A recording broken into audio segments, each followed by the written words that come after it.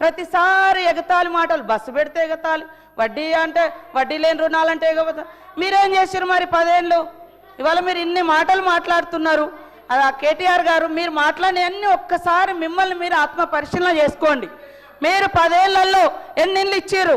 ధనిక రాష్ట్రం అని గొప్ప చెప్పారు కదా, మరి ఎందుకు పేదోళ్ళకి ఇల్లులు ఇవ్వలేదు? మరి ఎందుకు అందరికి ఉద్యోగాలు ఇవ్వలేదు? ఎందుకు దళితులకు భూములు పంచలేదు? మరి ఎందుకు మీరు అదే 2019 బడ్జెట్లో 100 కోట్లు నిరుద్యోగ భృతి అని 100 కోట్ల రూపాయలు బడ్జెట్లో కూడా యాడ్ చేశారు? మరి ఎందుకు ఇవ్వలేదు? ఎందుకు ఇవ్వలేదు అంటున్నా. చెప్పడానికి బాగానే ఉంది, మరి ఎందుకు చేయలేదు? ఇవాళ మీరు చేయలేదు. మీరు చెప్పండి, ఆడవాళ్ళ అభయహస్తం డబ్బులను కూడా మీరు వాడుకున్నారు, ఎందుకు ఇవ్వలేదు? ఎందుకు ఇవ్వలేదు? అప్పుడు వైఎస్ఆర్ గారి హయాంలో వాళ్ళు జమ చేసుకున్నారు, ఇవ్వలేదు. ఇప్పుడు మేము ఒక్కొక్కటి నెరవేర్చుకుంటూ వస్తున్నాం. మీరు ఏమంటారు? గ్యారంటీ ఒక్కటే అమలు చేయలే. అరే రైతు రుణమాఫీ, మీరు ఎట్టే టైంలో రైతు రుణమాఫీ అన్నారు, 10 ఏళ్లలో కూడా కంప్లీట్ చేయలేకపోయారు. అవే కదా అట్లా మిగిలి ఉన్నాయి. ఇవాళ 0 బిల్ ఇస్తలేమా? 200 యూనిట్ల కరెంట్ ఇస్తలేమా? 4.5 లక్షల ఇల్లులు, 4.5 లక్షల ఇల్లులు కూడా మాది గ్యారంటీలోనే కదా. ఏదైతే 6 గ్యారంటీలలో 4.5 లక్షల ఇల్లులు కూడా ఉంది, 5 లక్షల ఇల్లు. మరి మీరు ఎన్ని ఇల్లు ఇచ్చారు 10 ఏళ్ళగా చెప్పండి? ఇవాళ మీరు ఇవ్వకుండా మీరు ఎంతసేపు బదనం ఇది బంద్ చేయడం. ముఖ్యంగా ఆడళ్ళ పట్ల, అది మీ కుటుంబ సభ్యులైనా బయట మాలాంటి అక్క చెల్లెలైనా ఎదగనివ్వండి అని మేము మాట్లాడు. ఆడళ్ళ మీద నిష్ఠూరాలు ఎందుకు? ఆడళ్ళ బస్సుల మీద నిష్ఠూరాలు ఎందుకు? ఆడళ్ళ వడ్డీ లేని రుణాల మీద నిష్ఠూరాలు ఎందుకు? కాబట్టి ఈరోజు మీరు చేసినటువంటి అప్పుల కుప్ప మూలంగానే ఈరోజు ఈ ప్రభుత్వం అనుకున్న నిర్ణయాలను ఇంకా కంప్లీట్ చేయలేకపోయినాం. మీరు అంతా ధనిక రాష్ట్రం అన్నప్పుడు మీరు ఇచ్చిన హామీలన్నీ ఎందుకు అమలు చేయలేకపోయారో గదానికి ముందు చెప్పండి.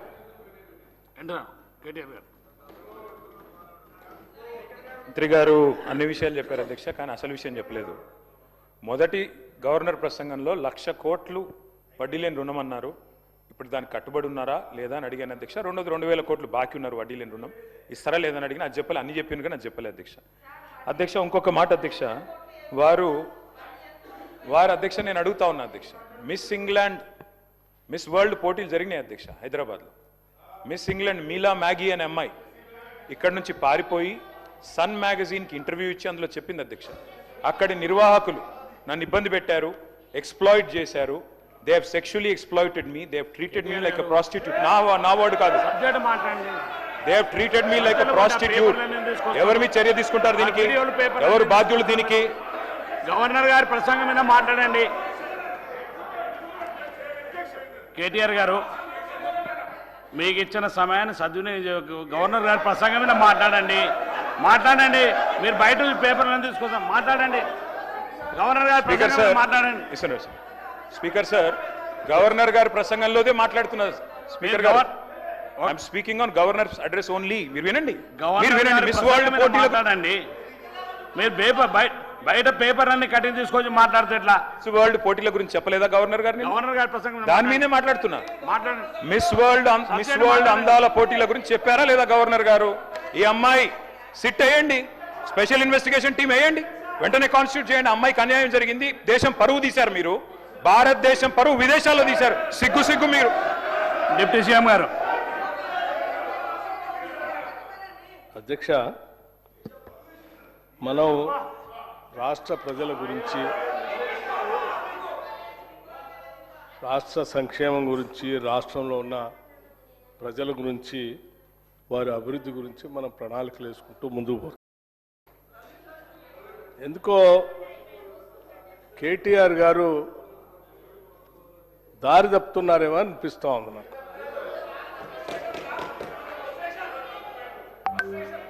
కేటీఆర్ గారు మహిళల గురించి మాట్లాడుతూ, సరే మీకు ఎట్లాగో మహిళల అభివృద్ధి గురించి కానీ వాళ్ళ సంక్షేమం గురించి ఎటువంటి ఆలోచన లేదు, ఉంటే గతంలోనే మీ ప్రభుత్వ హయాంలోనే చాలా సంవత్సరాలు ఆ క్యాబినెట్లో మంత్రులను కూడా మహిళలను కూడా తీసుకోలే మీరు. మేము చాలా స్పష్టంగా మొదటి నుంచి ఈ రాష్ట్రంలో ఉన్న మహిళల్ని మహాలక్ష్మిలాగా గౌరవిస్తాం, వాళ్ళకు కావాల్సినవన్నీ కూడా చేస్తామని చెప్పినట్టుగానే చేసుకుంటూ వస్తూ ఉన్నాం. దాంట్లో భాగంగానే మహిళలకి ఆర్టీసీలో ఉచితంగా ప్రయాణం చేసే కార్యక్రమం కానీ, లేకపోతే ఇంకా ఒక అడుగు ముందుకు వేసి ఆనాటి కాంగ్రెస్ ప్రభుత్వాలు మొదలుపెట్టినటువంటి ఇందిరా క్రాంతి పథం వడ్డీ లేని రుణాలు ఇవ్వాలనేటువంటి లక్ష్యంతో మొదలు పెడితే 10 సంవత్సరాలు మీరు అధికారంలో ఉండి వడ్డీ లేని రుణాల్ని ఇందిరా క్రాంతి పథాన్ని మహిళల అభ్యున్నతిని వాళ్ళ కావలసినటువంటి స్వావలంబనని లేకపోతే సెల్ఫ్ రెస్పెక్ట్ని పూర్తిగా గాలికి వదిలేసి మీరు ఈ రాష్ట్రంలో ఏం చేశారో అందరికీ తెలుసు లెక్కలతో సహా. మేము వచ్చిన తర్వాత మా ముఖ్యమంత్రి గారు కానీ ఈ ప్రభుత్వం కానీ ఒక మాట చాలా స్పష్టంగా చెప్పాం. ఈ రాష్ట్రంలో ఉన్నటువంటి మహిళలు మన కుటుంబ ఆధారంగా ఉండేటువంటి ఈ సమాజంలో రాష్ట్రంలో మహిళలందరికీ బాధ్యత ఆర్థికంగా నిలదొక్కుంటే ఆ కుటుంబం బాగుపడుతుంది, ఆ కుటుంబంలో ఉన్న పిల్లలను చదివిస్తారు, ఆ కుటుంబంలో ఉన్నటువంటి ఇతర సమస్యలపైన కూడా వాళ్ళు పోరాటం చేసి వచ్చినటువంటి ఆదాయాన్ని ఉపయోగించుకుంటారు. తద్వారా కుటుంబంతో పాటు సమాజం ఈ రాష్ట్రం కూడా అభివృద్ధి చెందుతున్నటువంటి లక్ష్యంతో వాళ్ళని ఆర్థికంగా నిలదొక్కుకోవటం కోసం సంవత్సరానికి 20,000 కోట్ల రూపాయలు వడ్డీ లేని రుణాలు వాళ్ళందరికీ ఇప్పించి పెద్ద ఎత్తున ప్రోత్సహిస్తామని చెప్పాం. 5 సంవత్సరాలు లెక్కగట్టి 1,00,000 కోట్ల రూపాయలని వడ్డీ లేని రుణాలను మహిళలకు ఇప్పించేటువంటి కార్యక్రమాన్ని తీసుకొని ముందుకు పోతామని చెప్పాం. ఇప్పటికే రాష్ట్రంలో సంవత్సరానికి 20,000 కోట్లు అంటే 2 సంవత్సరాలు అయింది అధ్యక్ష. 40 కోట్ల రూపాయల వరకు ఇప్పించాల్సినటువంటి మేము 57,000 కోట్ల రూపాయలు ఇప్పటికీ మహిళలకు వడ్డీ లేని రుణాల కార్యక్రమం కింద బ్యాంకుతో లింకేజ్ చెప్పి ఇప్పించాం. ఇదే మాటని గవర్నర్ గారు మాట్లాడిన దాంట్లో పుస్తకంలో మెన్షన్ చేశారు. మీరు 57,000 కోట్ల రూపాయలు దీంట్లో మహిళల కోసం ఇప్పించినటువంటి కార్యక్రమం మెన్షన్ చేశారు. కాకపోతే మీరు ఇందులో ఏదో వడ్డీ లేనటువంటి పదం లేకుండా అని చెప్పారు, అది రాలేదని చెప్తున్నాం. మేము ఇప్పటికి కూడా ఈ రాష్ట్ర ప్రభుత్వం మహిళల కోసం ఆర్థిక సాధికారత కోసం వడ్డీ లేని రుణాలు ఇప్పించే కార్యక్రమాన్ని ప్రయారిటీగా పెట్టుకొని ముందుకు పోతా ఉన్నాం. అందుకే గ్రామీణ ప్రాంతాల్లో నగరాల్లో కూడా ఇప్పటికే ఇచ్చాం.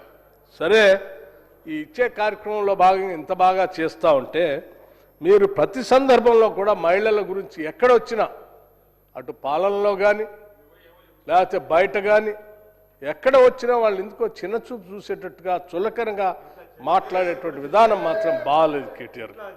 సరే, మీకు మీ ఇంట్లో ఉన్నటువంటి మహిళలు ఆడబిడ్డ మీద ఏ రకమైనటువంటి గౌరవం ఉందో రాష్ట్రం అంతా చూస్తాం. కనీసం రాష్ట్రంలో ఉన్న మహిళలకైనా మనందరి బాధ్యత ఇది అధ్యక్ష.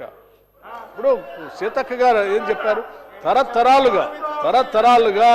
తరతరాలుగా ఈ సమాజంలో అనగదొక్కపడి తరతరాలుగా వాళ్ళకి ఆర్థిక స్వాతంత్రం లేకపోతే రాజకీయ స్వాతంత్రం లేక ఇబ్బంది పడుతున్నటువంటి మహిళల్ని మనం సమానంగా చూడాలి. ఈ రాష్ట్రంలో కాంగ్రెస్ ప్రభుత్వం వచ్చింది, ఈ ప్రభుత్వం ద్వారా వాళ్ళకి ఆత్మగౌరవం కలిగించేటట్టుగా ముందుకు తీసుకొని పోవాలనే లక్ష్యంతో మేము ముందుకు తీసుకొని పోతా ఉంటే మీరు అభినందించి ప్రోత్సహించాల్సింది పోయి అవకాశం వచ్చిన ప్రతి సందర్భంలో ఏదో రకంగా మహిళల్ని కించపరచాలనో అవమానపరచాలనో మాట్లాడేటువంటి మాటలు నిజంగా ఈ రాష్ట్రంలో ఉన్నటువంటి కోట్లాది మంది మహిళల మనసు గాయపరుస్తూ ఉన్నాయి అధ్యక్ష. ఇది కరెక్ట్ కాదు. దయచేసి కేటీఆర్ గారు ఇప్పటికైనా మహిళల గురించి మాట్లాడేటప్పుడు జాగ్రత్తగా ఆలోచన చేసి మాట్లాడాలి. ఏదో ఎక్కడో వచ్చినటువంటి ఒక పేపర్లో ఒక కాగితం పట్టుకొని వచ్చి దాన్ని తీసుకొని వచ్చి రాష్ట్రంలో ఉన్నటువంటి ఈ సంఘటనలని ఆ సంఘటనలని రాష్ట్ర సభ్యత సంస్కారం సంస్కృతి రాష్ట్ర విశాలమైనటువంటి ప్రయోజనాల గురించి ఆలోచన చేయాలి తప్ప రాష్ట్రాన్ని ఎంతసేపటికి ఆభాసపాలు చేద్దామని లేకపోతే రాష్ట్రంలో ఉన్నటువంటి ప్రజలను కించపరుద్దామనేటువంటి ఆలోచన చేస్తే ఇది ఎక్కడ న్యాయం అధ్యక్ష?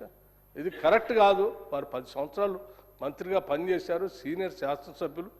దయచేసి రాష్ట్రం యొక్క భవిష్యత్తు గురించి ఆలోచన చేయండి.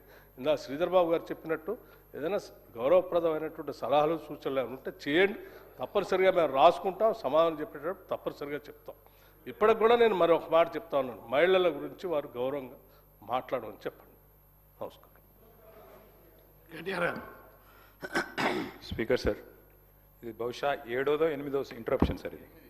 కాబట్టి మీరు దయచేసి మాకు సమయం ఇవ్వాలి.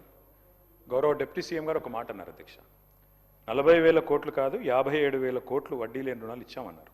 అంతేగా సార్ మీరు చెప్పింది? 57,000 కోట్ల వడ్డీ లేని రుణాలు ఇచ్చామని ఆన్ రికార్డ్ ఇప్పుడు డిప్యూటీ సీఎం చెప్పారు. Sir, I challenge the honourable deputy CM. ఆయన చెప్పిన మాట వాస్తవం అయితే 57,000 కోట్ల వడ్డీ లేని రుణాలు ఇచ్చిన మాట వాస్తవం అయితే ఆర్డర్ కాపీ చూపెట్టమనండి. ఇక్కడే రాజీనామా చేసి నేను శాశ్వతంగా ఉంటాను. లేదంటే వారు రాజీనామా చేయాల్సింది. తప్పుడు ప్రచారం చేసినందుకు, సభను తప్పుదోవ పట్టించినందుకు వారు రాజీనామా చేయాలి. ఎక్కడిచ్చారు అధ్యక్ష 57,000 కోట్ల వడ్డీ లేని రుణాలు? ఈ రకంగా సభను, రాష్ట్ర ప్రజల్ని, రాష్ట్రంలోని మహిళల్ని కించపరుస్తుంది మీరు. ఎక్కడిచ్చారు వడ్డీ లేని రుణాలు 57,000 కోట్లు? లెక్కలు చూసుకోండి, మీరు ఫైనాన్స్ మినిస్టరు. ఇట్లా మీరు మాట్లాడకూడదు. భట్టి గారు, యూఆర్ రాంగ్. దయచేసి please correct your self. Record తీయండి మీరు. దయచేసి వినండి, నేను చెప్తాను వినండి. వడ్డీ లేని రుణాలు బ్యాంక్ లింకేజ్ ద్వారా రుణాలు ఇప్పించి మహిళలకి వడ్డీలని రాష్ట్ర ప్రభుత్వం కడతా ఉంటుంది. వినండి వినండి విధానం వినండి. మీకు అవగాహన లేకుండా మాట్లాడితే ఎట్లా? అవగాహన లేకుండా మాట్లాడితే ఎట్లా? మేము వచ్చిన తర్వాత కొన్ని సంవత్సరాలుగా పెండింగ్ ఉన్నటువంటి ఆ వడ్డీ లేని రుణాల పేరు మీద కట్టాల్సిన వడ్డీకి సంబంధించినటువంటి చెక్కుల్ని మేము వచ్చిన తర్వాత క్లియర్ చేసుకుంటూ పోతా ఉన్నాం. ఇప్పుడు కూడా మేము చేసుకుంటూ ముందుకు పోతూనే ఉంటాం. తప్పనిసరిగా 5 సంవత్సరాల్లో ఈ 1,00,000 కోట్ల రూపాయలకు సంబంధించిన వడ్డీలకు సంబంధించిన దాన్ని మేము చేసుకుంటూ పోతూనే ఉంటాం. మీరు ఎన్ని ఇబ్బందులు పెట్టినా, ఎన్ని అడ్డంకులు కలిగించడానికి ప్రయత్నం చేసినా ఈ రాష్ట్రంలో ఉన్నటువంటి మహిళలకి వడ్డీ లేని రుణాలు ఇప్పించే బాధ్యత ఈ ప్రభుత్వాన్ని తీసుకుంటాం, చేసుకుంటూ ముందు పోతూనే ఉంటాం. రాష్ట్రంలోని మహిళలందరూ చూస్తున్నారు సార్, మహిళా సంఘాల వాళ్ళు చూస్తున్నారు. డిప్యూటీ సీఎం గారు చెప్పారు, ఫైనాన్స్ మినిస్టర్ ఆయన, ఏం ఆషామాషి వ్యక్తి కాదు. 57,000 కోట్ల వడ్డీ లేని రుణం ఇచ్చామని చెప్పారు. నేను అడిగింది ఏంటి సార్, 57,000 కోట్ల వడ్డీ లేని రుణాలు ఇచ్చిన మాట వాస్తవం అయితే దాని కాపీ చూపెట్టండి, నేను రాజీనామా చేస్తా అని చెప్పాను. దానికి చెప్పలా, మళ్ళీ ఏదో ఉపన్యాసం చెప్తున్నారు. No you're wrong deputy CM గారు, please check with your officers. చూపెట్టండి, హౌస్లో పెట్టండి, ఆర్డర్ కాపీ చూపెట్టండి, హౌస్లో పెట్టండి. నెంబర్ 1. నెంబర్ 2 అధ్యక్ష నెంబర్ 2 నేను చెప్పేది అధ్యక్ష, మాకు గౌరవం ఉంది. ఏం సార్ ఇది?